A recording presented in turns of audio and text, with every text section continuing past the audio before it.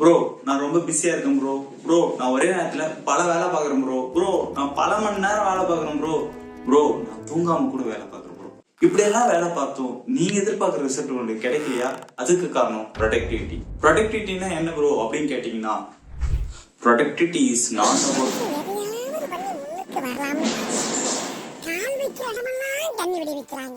ப்ரொடக்டிவிட்டினா என்ன ப்ரோ அப்படின்னு கேட்டீங்கன்னா, ஒரு வேலைன்னு எடுத்துப்போம். அந்த வேலையை ஒருத்தர் 10 மணி நேரத்துல முடிக்கிறார், இன்னொருத்தர் 2 மணி நேரத்துல முடிக்கிறார். 10 மணி நேரத்துல முடிச்சவருக்கு வந்து லோ ப்ரொடக்டிவிட்டி, 2 மணி நேரத்துல முடிச்சவர் வந்து ஹை ப்ரொடக்டிவிட்டி. சரிங்களா? இப்போ ப்ரொடக்டிவிட்டினா என்னன்னு ஒரு கிளாரிட்டி வந்திருக்கும். ப்ரொடக்டிவிட்டின்னு சொல்லி நம்பிக்கிட்டு நீங்க சில தவறான செயல்களை செஞ்சுட்டு இருப்பீங்க. அது என்னன்னு பார்ப்போம். ஸோ வீடியோக்குள்ள பார்த்துக்கு முன்னாடி நான் உங்க ஜிகே, நீங்க பார்த்துக்கிட்டு செல்ஃப் சஃபிஷியன்ட். இப்போ நம்ம வீடியோக்குள்ள போயிடலாம்.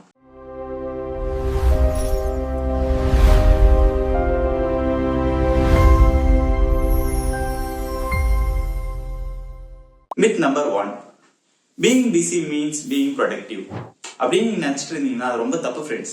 ஏன்னா நீங்க ஒரு ஆஃபீஸில் ஒர்க் பண்றீங்க, நீங்க மீட்டிங்கை அட்டென்ட் பண்ணிட்டு இருக்கீங்க, அட் த சேம் டைம் இமெயிலுக்கு ரிப்ளைஸும் பண்ணிட்டு இருக்கீங்க. இப்போ மீட்டிங் அட்டென்ட் பண்றதும் சரி, இமெயிலுக்கு ரிப்ளை பண்றதும் சரி, ரெண்டுமே ஆஃபீஸ் ஒர்க் தான். பட் ஃபுல் டே இதே பண்ணிட்டு லாஸ்ட் டேல நீங்க வந்து என்னடா ஒரு டாஸ்க்கை கூட கம்ப்ளீட் பண்ணலையே, ஒரு மீனிங்ஃபுல்லான டாஸ்க்கை நீங்க கம்ப்ளீட் பண்ணிருக்க மாட்டீங்க அப்படின்னு நீங்க ஃபீல் பண்ணுவீங்க. ஸோ இதுதான் பிஸியும் ப்ரொடக்டிவிட்டியும் ஒண்ணு இல்லைன்னு காட்டுற ஒரு எக்ஸாம்பிள். சரிங்களா? ஸோ நீங்க என்ன பண்ணணும், ஹை இம்பாக்ட் கொடுக்கக்கூடிய ஒரு டாஸ்க்கை முடிக்கிறது தான் நீங்க ஃபோக்கஸ் பண்ணணும். சரிங்களா? Myth number 2, multi tasking improves productivity அப்படின்னு நீங்க நினைச்சீங்கன்னா அது ரொம்ப தப்பு ஃப்ரெண்ட்ஸ். ஏன்னா மல்டி டாஸ்கிங் வந்து ப்ரொடக்டிவை இன்க்ரீஸே பண்ணாது, அது டிக்ரீஸ் தான் பண்ணும். ஒரு ரிசர்ச் என்ன சொல்லுதுன்னா, நீங்க மல்டி டாஸ்கிங் பண்ணும்போது 40% உங்களோட ப்ரொடக்டிவிட்டி வந்து குறையும். அது இல்லாம உங்க ஐக்யூ பாயிண்ட்ஸ் வந்து 10 பாயிண்ட்ஸ் குறையும். அது மட்டும் இல்லாம உங்க focus, memory power, problem solving ability இது எல்லாமே குறைஞ்சிரும். ஸோ ஒரு 2.5% பீப்புளால மட்டும் தான் மல்டி டாஸ்கிங் பண்ண முடியும்னு ஒரு ரிசர்ச் சொல்லுது. மேபி நம்ம அந்த 2.5% பீப்புள்ல மெஜாரிட்டி யாரும் இருக்க மாட்டோம். ஸோ அதனால நீங்க மல்டி டாஸ்கிங் பண்றதை விட்டுருங்க. அதுக்கு பதிலாக நீங்க என்ன பண்ணலாம்னா, ஒரு வேலையில மட்டும் ஃபோக்கஸ் பண்ணீங்கன்னா போதும். மல்டி டாஸ்கிங் இல்லாம ஒரு ஒர்க்ல வந்து ஃபோக்கஸ் பண்ணி அதை முடிக்க பாருங்க. சரிங்களா?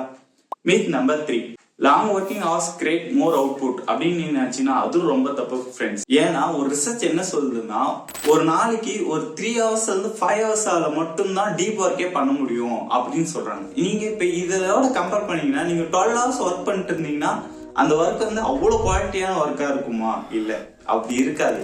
நீங்களே டிஸ்ட்ராக்ஷனோட ஒரு இன்ஸ்டாகிராமோ சம்திங் நீங்க என்ன டிஸ்ட்ராக்டோட தான் அந்த ஒர்க்கை பார்ப்பீங்க. நீங்க டீப் ஒர்க் பண்ணீங்கன்னா மினிமம் 3 hours இருந்து 5 hours மட்டும் தான் பண்ண முடியும். சரிங்களா? அதனால நீங்க அதிகமான வேலை பார்த்தா நம்ம அதிகமான அவுட்புட் எடுத்துடலான்ட்டு தப்பா நினைச்சிட்டு இருப்பீங்க. ஸோ அதை மாத்திக்கிங்க.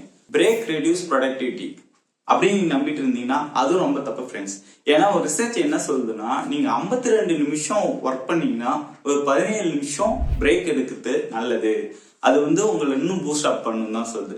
ஸோ நிறைய பேர் என்ன நினைக்கிறாங்கன்னா, இப்ப சில பேர் பசங்க எல்லாம் வந்து நாளைக்கு எக்ஸாம்னா இன்னைக்கு தொடர்ந்து படிச்சுக்கிட்டே இருக்காங்க. ஸோ நீங்க தொடர்ந்து கன்யூஸா படிச்சுட்டு இருக்கிறதால உங்களோட கான்சென்ட்ரேஷன் தான் மிஸ் ஆகும். நீங்க ஃபோக்கஸாவே படிக்க மாட்டீங்க, ஏனோ தானும் படிப்பீங்க. ஸோ என்னை பொறுத்த வரைக்கும் நீங்க ஒர்க் பண்ண மாதிரி ஒரு 1 hour ஒர்க் பண்ணீங்கன்னா ஒரு 5 minutes பிரேக் எடுத்துக்கிட்டு நல்லது. அது வந்து உங்க ப்ரொடக்டிவிட்டி இன்க்ரீஸ் பண்ணும் அப்படின்னு நான் சொல்லல, ரிசர்ச்சே சொல்லுது.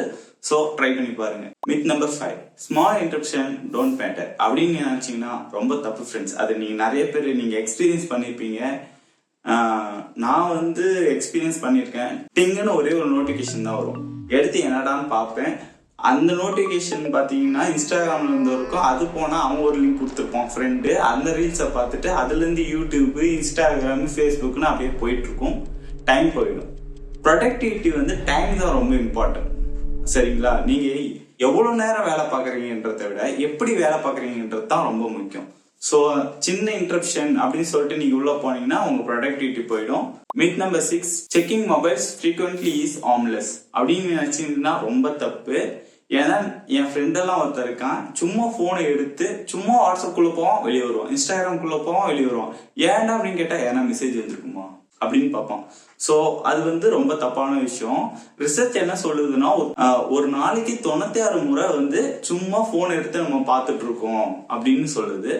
முடிஞ்ச வரைக்கும் உங்க போனை அவாய்ட் பண்றீங்க, அப்பதான் உங்களோட ப்ரொடக்டிவிட்டி இன்க்ரீஸ் பண்ண முடியும். சரிங்களா? டெட்லைன் ரெடியூஸ் ப்ரொடக்டிவிட்டி அப்படின்னு நீங்க நினைச்சிட்டு இருந்தீங்கன்னா ரொம்ப தப்பு ஃப்ரெண்ட்ஸ். ஏன்னா அந்த டெட்லைன் வந்து தான் உங்களை பூஸ்டப் பண்ணும். லைக் இப்ப நம்ம ஒரு எக்ஸாம்னு வச்சுப்போம், இன்னும் 1 வீக்ல எக்ஸாம்னு வச்சுங்க, நீங்க இன்னைக்கு படிப்பீங்க.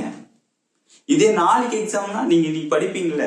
சோ அதுதான் டெட்லைன். அந்த டெட்லைன் வந்து உங்க ப்ரொடக்டிவிட்டி இன்க்ரீஸ் பண்ணும். சோ ஒரு ரியாலிட்டியை புரிஞ்சுக்கிட்டு எப்ப எக்ஸாம் அந்த டெட்லைனை வச்சு நீங்க ஒர்க் பண்றது ரொம்ப ரொம்ப யூஸ்ஃபுல்லா இருக்கும். உங்க ப்ரொடக்டிவிட்டி இன்க்ரீஸ் பண்ண முடியும். சரிங்களா? Myth number 8, clutter does not affect work அப்படின்னு நீங்க நினைச்சிட்டு இருக்கீங்கன்னா ரொம்ப தப்பு நம்பர்களே. ஏன்னா நீங்க கசகசன உங்க ரூம்ஸ் இல்ல உங்க ஒர்க்கிங் பிளேஸ் இருந்துச்சுன்னா உங்களுக்கு அந்த ஒரு மென்டாலிட்டியே வராது. இப்ப யோசிச்சு பாருங்களேன், நீங்க ஒரு வேலை பாக்குறீங்க, அதுக்கு ஒரு டூல் வேணும். அந்த டூலு நீங்க கசகசம் போட்டுருக்கீங்கன்னு வச்சுங்க, அது எங்க இருக்கு அது தேடி எடுக்கிறதுக்கே உங்க டைம் போயிடும். அப்ப ப்ரொடக்டிவிட்டி எப்படி இருப்பீங்க? ஸோ முடிஞ்ச வரைக்கும் உங்க பிளேஸை கிளீனாகவும் ஆர்கனைஸ்டாகவும் வச்சுக்கோங்க. ஒரு பொருள் எங்க இருக்குன்னு உங்களுக்கு நல்லா தெரியணும். அது அங்க போனோடனே அந்த பொருள் அங்க இருக்கணும். யூஸ் பண்ணிட்டு அந்த பொருளை அங்கேயே வைக்கணும். அப்படி இருந்தாதான் உங்க ப்ரொடக்டிவிட்டி இன்க்ரீஸ் பண்ண முடியும். Myth number 9, sleeping less gives more productive time அப்படின்னு நீங்க நம்பிட்டு இருக்கீங்கன்னா ரொம்ப ரொம்ப தப்பு நம்பர்களே. ஏன்னா ஒரு ரிசர்ச் என்ன சொல்லுதுன்னா, மினிமம் நீங்க 6 மணி நேரத்துல இருந்து 8 மணி நேரம் தூங்கினாதான் நீங்க ஃப்ரெஷ்ஷா இருப்பீங்க, உங்க ஒர்க்கை ஃபோக்கஸா பண்ண முடியும். இல்ல ப்ரோ நான் தூங்காம கூட நைட்டு ஃபுல்லா வேலை பார்த்தா என் வேலையை முடிச்சிருவேன்ல, என் டாஸ்கை கம்ப்ளீட் பண்றோம்ல, அப்படி ப்ரொடக்டிவிட்டி இன்க்ரீஸ் ஆகும் அப்படின்னு நீங்க நினைச்சாலும் அது ரைட்டு தான். நீங்க சொல்ற மாதிரி இன்க்ரீஸ் பண்ணலாம். பட் மறுநாள் நீங்க தூங்கி மாத்திரம் ரொம்ப டயர்டா இருப்பீங்க. அப்ப மறுநாள் ஒர்க் வந்து அஃபெக்ட் ஆயிடும். அப்போ அந்த ப்ரொடக்டிவிட்டி அடி வாங்கும். அதுக்கு தான் தூக்கம் ரொம்ப ரொம்ப இம்பார்ட்டன்ட். ஸோ மினிமம் 8 hours நீங்க நல்லா தூங்கிடுங்க. சரிங்களா? அதுதான் உங்க ப்ரொடக்டிவிட்டியை இன்க்ரீஸ் பண்ணும். மோர் கோல்ஸ் மீன்ஸ் மோர் சக்சஸ் அப்படின்னு நீங்க நினைச்சிட்டு நிறைய வேலையை எடுத்து போட்டு எல்லாத்துலயும் ஃபோக்கஸ் பண்ணிட்டு இருந்தீங்கன்னா உங்களோட ஃபோக்கஸ் வந்து டிவைட் ஆயிடும். நீங்க ஃபோக்கஸ்டா எந்த வேலையும் பார்க்க மாட்டீங்க. ஒரு 5 வேலை பிக் பண்ணீங்கன்னா 5 வேலையுமே கான்சென்ட்ரேட் பண்ணி ஒரு வேலையும் முழுசா பண்ண மாட்டீங்க. ஸோ அதுக்கு நீங்க என்ன பண்ணலாம்னா, ஒரு வேலையை பிக் பண்ணி அந்த ஒரு வேலையை அன்னைக்கு முடிச்சா மட்டும் போதும் அப்படின்னு இருந்துட்டா உங்க ப்ரொடக்டிவிட்டி இன்க்ரீஸ் பண்ணும்.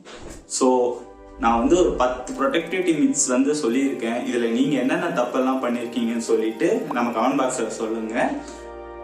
அடுத்த வீடியோல இந்த ப்ரொடக்டிவிட்டி எப்படி எல்லாம் இம்ப்ரூவ் பண்ணலாம் அப்படிங்கிற மெத்தட்ஸை பத்தி நம்ம பேசுவோம். ஃபைனலா இது ஒண்ணு மட்டும் ஞாபகம் வச்சுக்கோங்க friends. Productivity is not about doing more things. It is about doing the right things effectively, consistently and with clarity. உங்களை நான் இன்னொரு வீடியோல பார்க்குறேன். அது வரைக்கும் bye bye.